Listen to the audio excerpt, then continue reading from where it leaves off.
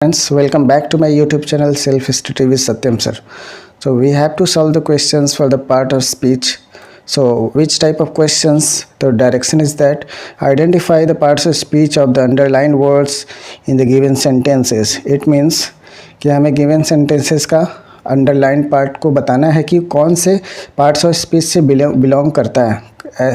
As we know कि कल हम लोगों ने देखा था कि जो है पिछले 2 क्लासेस में हम लोगों ने यही पढ़ा था, यही जाना था कि कौन सा ये जो अंडरलाइन वर्ड्स है कौन से पार्ट्स ऑफ स्पीच से बिलोंग करता है, यानी कि पार्ट्स ऑफ स्पीच को आइडेंटिफाई करना हम लोगों ने सीखा था. So now we have to do what from question number 26, यानी कि 1 to 25 क्वेश्चंस हम लोगों ने कर चुका था पहले ही. ठीक है, यानी कि 1 to 25 क्वेश्चंस पहले हम लोगों ने करा था. 26 से इस टाइप का क्वेश्चन है कि identify the parts of speech of the underlined words in the given sentences. कि अंडरलाइंड वर्ड्स जो है कौन से पार्ट्स ऑफ स्पीच से हैं. तो पहला, India is a secular democratic country. Okay, तो India is a secular democratic country. The underlined part is democratic. तो हमें बताना कि डेमोक्रेटिक ऐसे ही अंडरलाइन जो पार्ट रहेगा हमें बताना रहेगा कि वो कौन से पार्ट्स ऑफ स्पीच से बिलोंग करता है. हम लोगों ने कल देखा था. तो इसे आप लोग देखने से पहले आप लोग पॉज करके सोचोगे क्वेश्चन को, फिर बताओगे. मैं तो तुरंत आंसर बता दूंगा, पर क्वेश्चन पढ़ने के बाद आप लोग थोड़ा पॉज करोगे फिर बताओगे. तो India is a secular democratic nation. तो इंडिया क्या है? इंडिया एक है नाउन.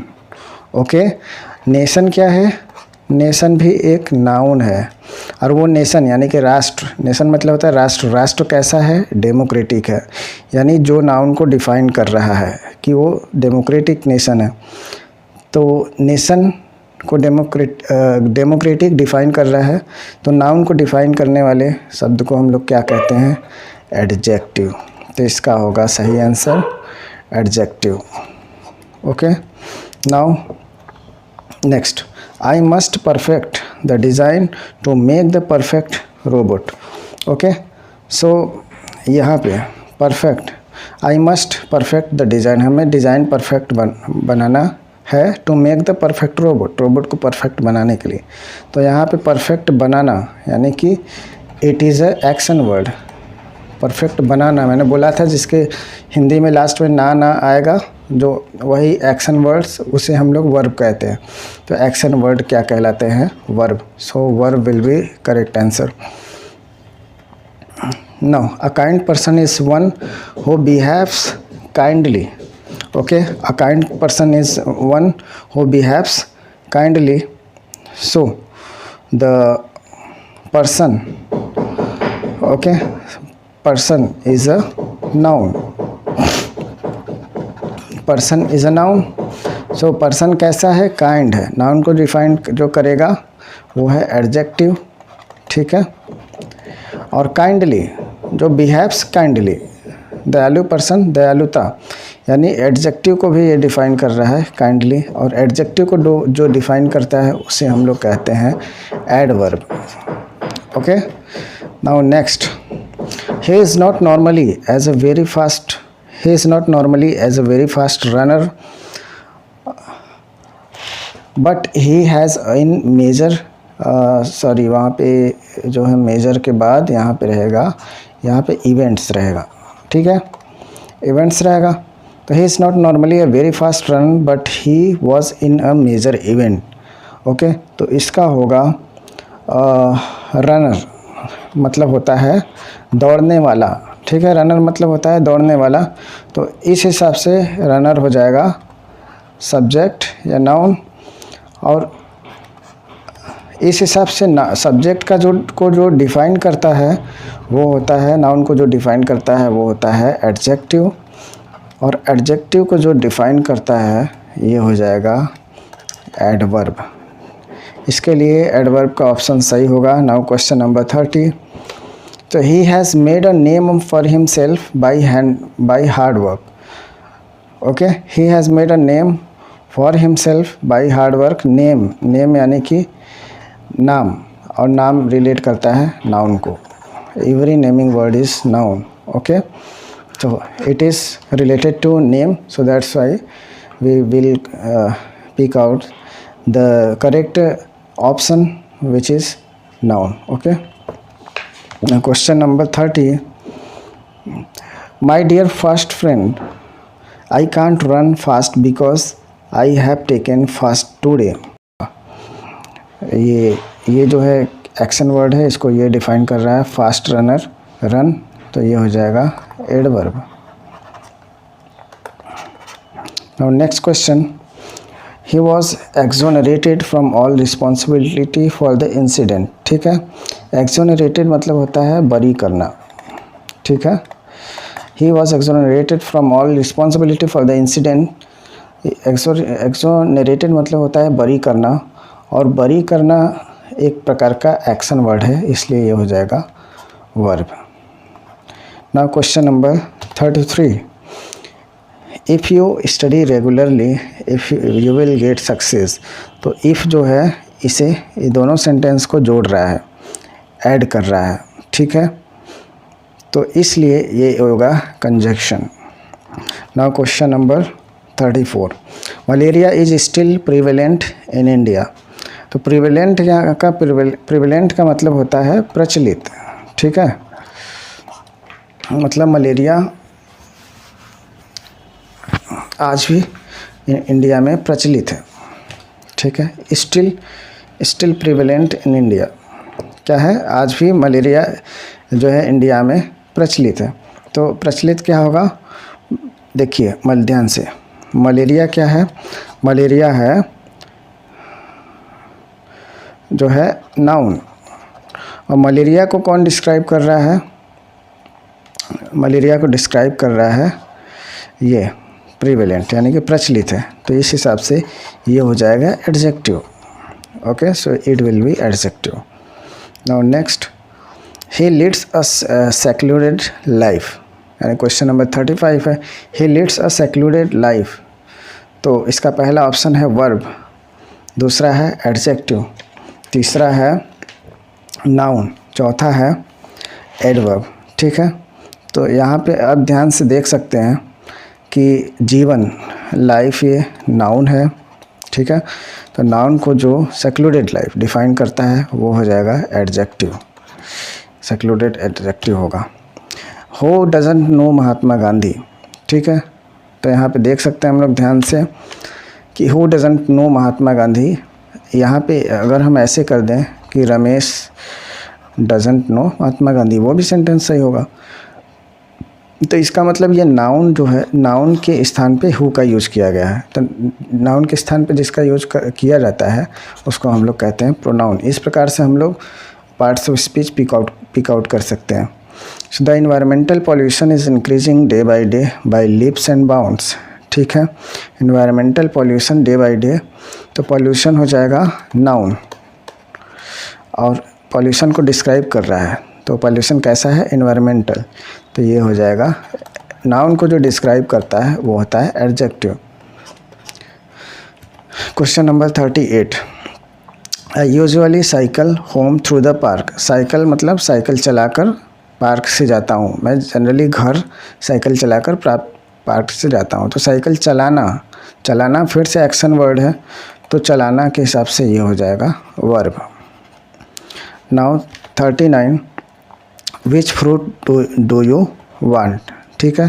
फ्रूट यहाँ पे नाउन है, और विच फ्रूट मतलब केला फ्रूट समझ लो, मान लो ये. तो विच फ्रूट को जो डिफाइन करता है उसे हम लोग एडजेक्टिव कहते हैं. तो ये हो जाएगा यहाँ पे adjective. Question number 40. 5 a soldier and afraid of fight. तो 5 मैंने बताया था एक्सक्लेमेशन मार्क लगा है. ये सीधे सीधे बिना सोचे समझे आपको इसको इंटरजेक्शन पे लगाना है. Now next. It's too hot today, so that's why your support is needed to me. You have to subscribe my channel and like my video. ठीक है. Walk fast lest you should miss the train.